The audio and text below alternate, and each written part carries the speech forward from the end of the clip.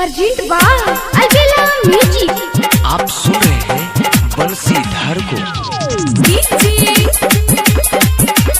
लाल Babu present बा Albela recording studio Simra Samastipur. Writer Sonu and Pashupati. आप ने बचबोगे गे मोयो हो, आप ने बचबोगे, आप ने बचबोगे गे मोयो हो, आप ने बचबोगे। आ बकरी बेच के पिल को दारू, आप ने बचबोगे, बकरी बेच के पिल को दारू, आप ने बचबोगे। आप ने बचबोगे गे मोयो हो, आप ने बचबोगे, आप ने बचबोगे गे मैया हो, आप ने बचबोगे।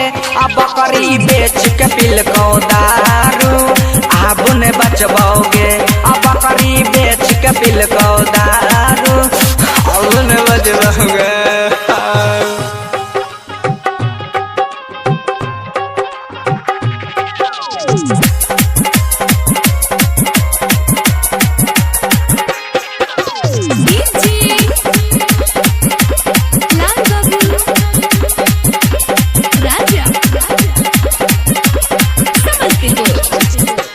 हाँ बोकर चाटे वाला बन गेलो पर चाटा। हे गई मैया हो, बोकर चाटे वाला बन गेलो पर चाटा। 5 दिन से सीधा समर घोर में नहीं छौयाटा। 5 दिन से सीधा समर घोर में नहीं छौयाटा। अगना बहरैले नहीं छो झारू, आप ने बचबोगे। आ बकरी बेच के पिल को दारू, आप ने बचबोगे। हाँ आप ने बचबोगे गे मैया हो, आप ने बचबोगे, आप ने बचबोगे गे मैया हो, आप ने बचबोगे। अनेरवा पियै छो रोज दारू, आप ने बचबोगे। कोढ़िया पियै छो रोज दारू, आप ने बचबोगे।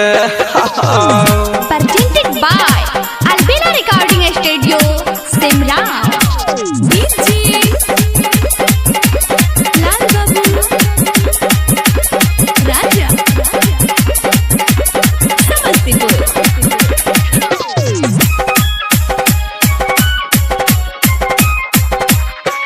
हाँ सबके सोया बाहर कमाबे, ई ना कमबे जाय छै। गई मैयो सबके सोया बाहर कमाबे, ई ना कमबे जाय छै। भर दिन में 3 बेरा हुर हुर के खाय छै। भर दिन में 3 बेरा हुर हुर के खाय छै। भुअर भोजपुरिया दै छौ गारी, आप ने बचबोगे। आ बकरी बेच के पिल को दारू, आप ने बचबोगे। आप ने बचबोगे गे मैया हो, आप ने बचबोगे, आप ने बचबोगे गे मैया हो, आप ने बचबोगे। कोढ़िया पियै छो रोज दारू, आप ने बचबोगे। अनेरवा पियै छो रोज दारू, आप ने बचबोगे।